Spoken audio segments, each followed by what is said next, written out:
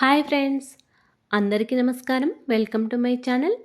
ఈరోజు మన ఛానల్లో మరొక కొత్త రెసిపీ వచ్చేసి కొబ్బరి పాలు మరియు రవ్వతో కలిపి హెల్తీగా స్వీట్ని ఎలా చేయాలో చూద్దామండి. ఇలా చేసిన స్వీట్ అయితే చాలా రుచికరంగా ఉంటుంది. అంతేకాకుండా ఇందులోకి మనం చక్కెర వాడకుండా హెల్తీగా బెల్లంని వేసుకొని స్వీట్ చేసుకోవచ్చు.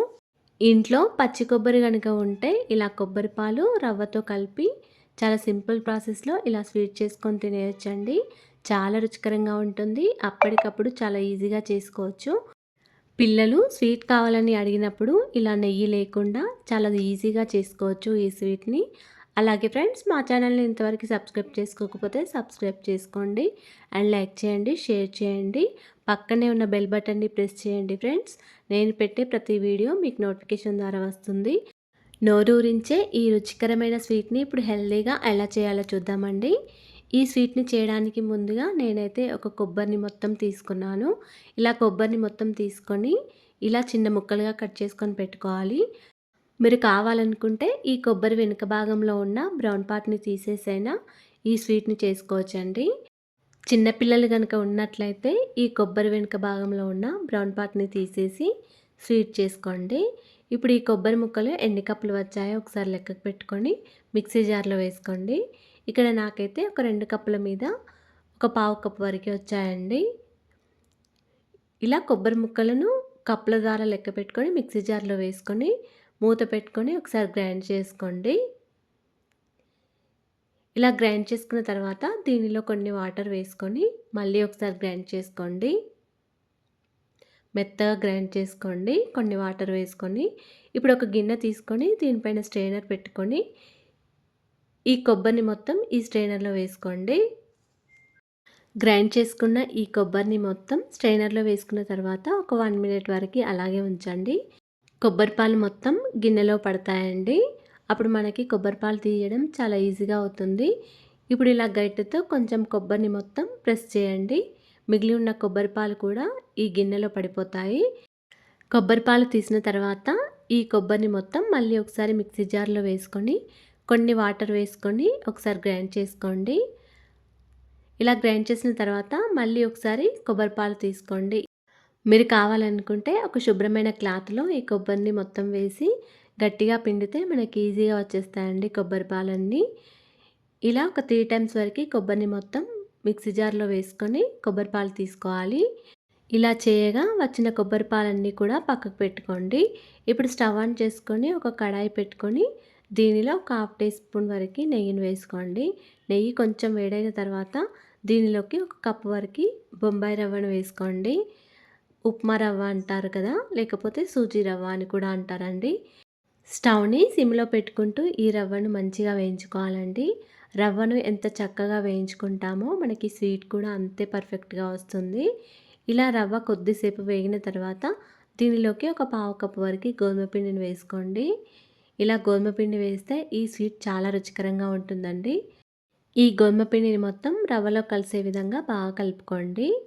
ఇలా ఉండలేమి లేకుండా పిండిని మొత్తం బాగా కలుపుకోండి. రవ్వ మొత్తం ఇలా చక్కగా వేయించుకోవాలండి.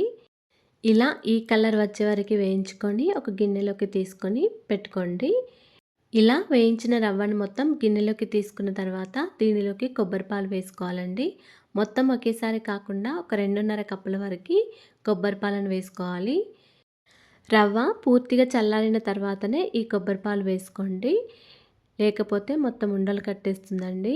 అందుకే చల్లారిన తర్వాతనే కొబ్బరి పాలు వేసుకోవాలి. ఇప్పుడు ఇలా కొబ్బరి పాలు వేసిన తర్వాత స్పూన్తో మొత్తం రవ్వ మొత్తం పాలలో కలిసే విధంగా బాగా కలుపుకోవాలండి. ఇలా కలుపుకున్నప్పుడే మనకి రవ్వ కొంచెం గట్టిగా అయిపోతుంది. ఇప్పుడు దీనిలోకి మళ్ళీ మరొక 1/2 కప్పు వరకు కొబ్బరి పాలను వేసుకోండి. ఇలా వేసుకున్న తర్వాత మళ్ళీ ఒకసారి కలుపుకోండి. మళ్ళీ మిగిలి ఉన్న కొబ్బరి పాలను కూడా వేసుకోండి. ఇలా కొన్ని కొన్ని కొబ్బరి పాలు వేసుకుంటూ రవ్వను మొత్తం కలుపుకోవాలండి. అప్పుడే మనకి ఈ స్వీట్ పర్ఫెక్ట్గా వస్తుంది. ఇలా కొబ్బరి పాలు వేసిన తర్వాత ఒక 10 మినిట్స్ వరకు ఇది ఇలాగే పక్కకు పెట్టుకోండి. తర్వాత స్టవ్ ఆన్ చేసుకొని ఒక కడాయి పెట్టుకొని దీనిలోకి ఒక కప్పున్నర వరకు బెల్లం వేసుకోండి. ఏ కప్పుతో అయితే రవ్వను తీసుకున్నామో అదే కప్పుతో కప్పుంబావు లేకపోతే కప్పున్నర వరకు బెల్లం తీసుకోండి. స్వీట్ ఎక్కువగా తినేవారు అయితే కప్పున్నర వరకు వేసుకోండి.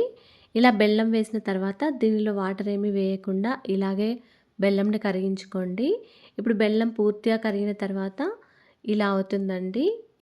ఇప్పుడు ఈ బెల్లంలోకి నానబెట్టి ఉంచుకున్న రవ్వను మొత్తం వేసుకోవాలండి. కొబ్బరి పాలలో నానబెట్టిన రవ్వను మొత్తం వేసుకోవాలి. ఈ రవ్వను మొత్తం వేసిన తర్వాత ఇలా బాగా కలుపుకోవాలండి. స్టవ్‌ని సిమ్‌లో పెట్టుకుంటూ ఈ రవ్వను మొత్తం బెల్లంలో కలిసే విధంగా బాగా కలుపుకోవాలి. ఇలా మొత్తం కలిపిన తర్వాత ఇలా అవుతుందండి. స్టవ్‌ని సిమ్‌లో పెట్టుకుంటూ ఒక 7-10 మినిట్స్ వరకు ఇలాగే కలుపుతూ ఉండాలండి. దగ్గరే ఉండి కలుపుకుంటూ ఉండాలి. తర్వాత దీనిలోకి ఒక చిటికెడంత సాల్ట్ వేసుకోండి. ఒక పావు టీ స్పూన్ వరకు యాలకుల పొడి కూడా వేసుకోండి. ఇలా సాల్ట్ వేయడం ద్వారా ఈ స్వీట్ రుచి చాలా బాగుంటుందండి. సాల్ట్, యాలకుల పొడి వేసిన తర్వాత ఒకసారి బాగా కలుపుకోండి. ఇలా కలుపుకుంటూనే ఉండాలండి. ఇలా ప్యాన్ నుంచి రవ్వ సపరేట్ అయ్యే వరకు ఇలా కలుపుకుంటూనే ఉండాలి. ఇలా రవ్వ కలిపేటప్పుడు మనకి ఇందులో నుంచి మనం కొబ్బరి పాలు వేసాం కాబట్టి ఆయిల్ అనేది రిలీజ్ అవుతుందండి. మనం దీనిలోకి నెయ్యి వేయాల్సిన అవసరమే లేదు. ఇలా ప్యాన్ నుంచి సపరేట్ అయ్యే వరకు మనం రవ్వను మొత్తం కలుపుకుంటూ ఉండాలి. ఇలా దగ్గరగా అయ్యే వరకు ఉంచుకోవాలండి. ఇప్పుడు ఒక కేక్ ప్యాన్ తీసుకొని దీనిలోకి కొంచెం నెయ్యిని వేసుకోండి. ప్యాన్‌కి మొత్తం నెయ్యిని స్ప్రెడ్ చేయండి. ఇలా నెయ్యి మొత్తం రాసిన తర్వాత దీనిలోకి మనకు నచ్చిన డ్రై ఫ్రూట్స్ అన్నీ వేసుకోండి. మీరు కావాలనుకుంటే పిస్తా పప్పులైనా వేసుకోవచ్చు. నేనైతే ఇక్కడ కొన్ని బాదం పప్పు, కొన్ని జీడిపప్పు ఇలా కట్ చేసుకొని వేసుకున్నాను. ఇప్పుడు దీనిలోకి మనం ఉడికించి పెట్టుకున్న ఈ రవ్వను కూడా వేసుకోవాలి. ఇలా రవ్వను వేసి మొత్తం గరిటెతో ఇలా సమానంగా స్ప్రెడ్ చేసుకోవాలండి. మీ దగ్గర కేక్ ప్యాన్ లేకపోతే ఏదైనా స్టీల్ గిన్నెను తీసుకొని దానికి నెయ్యిని అప్లై చేసి ఇలా సమానంగా స్ప్రెడ్ చేసుకోండి. అలా కూడా ఈజీగా వచ్చేస్తుంది. అప్పటికప్పుడు మనం బేక్ చేయాల్సిన పని లేకుండా ఇలా చాలా సింపుల్ వేలో కూడా కేక్ చేసుకోవచ్చండి. ఇలా మనం నెయ్యి, ఆయిల్ వేయకుండా చాలా ఈజీగా కేక్‌ని చేసుకోవచ్చు. ఇప్పుడు దీన్ని ఒక 10 మినిట్స్ వరకు పూర్తిగా చల్లారనివ్వాలండి. పూర్తిగా చల్లారిన తర్వాత ఇలా చాక్‌తో ప్యాన్ అంచుల వెంబడి ఇలా కట్ చేయాలండి. అప్పుడు మనకి ఈ కేక్ చాలా ఈజీగా వచ్చేస్తుంది. దీనిపైన ఒక ప్లేట్ పెట్టి ఇలా రివర్స్ చేసుకుంటే మనకి చాలా ఈజీగా వచ్చేస్తుందండి. అంతేనండి, ఎంతో సింపుల్గా చేసుకునే, మీరు దీన్ని స్వీట్ అంటారో లేకపోతే కేక్ అంటారో మీ ఇష్టం అండి. ఇలా చేసిన ఈ స్వీట్ అయితే చాలా రుచికరంగా ఉందండి. దీనిలోకి నెయ్యి వాడకుండా చాలా పర్ఫెక్ట్గా చేసుకోవచ్చు. మీరు కూడా ఇలా ఒకసారి ట్రై చేసి చూడండి. అలాగే ఫ్రెండ్స్, మా ఛానల్ని ఇంతవరకు సబ్స్క్రైబ్ చేసుకోకపోతే సబ్స్క్రైబ్ చేసుకోండి. అండ్ లైక్ చేయండి, షేర్ చేయండి. ప్లీజ్ సపోర్ట్ చేయండి. Thanks for watching.